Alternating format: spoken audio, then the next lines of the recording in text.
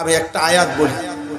আমার জীবনে আমি পুরা কোরআনুল কারীমের মধ্যে যেই আয়াতটিকে আমি সবচেয়ে বেশি ব্যক্তিগতভাবে ভয় পাই, আমার একটা আয়াত আছে কোরআন শরীফে, আমি এটা পড়লে শুনলে আমার সব সময় কাঁপ দিয়ে ওঠে শরীর, ভয় লাগে। সূরা মুজাম্মিলের একটা আয়াত আছে, আমার মাদ্রাসায় প্রত্যেক দিন দুপুরে জোহরের পরে সূরা মুজাম্মিলের তেলাওয়াত হয়।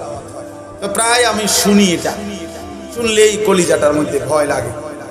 আল্লাহ তাআলা ভাইয়া শোনেন, আল্লাহ বলছে সূরা মুজাম্মিলে কোরআনুল কারীমে আল্লাহ বলেন, ফাকাইফা তাত্তাকুনা ইন কাফারতুম ইয়াওমান ইয়াজআলুল বিলদানা শিবা।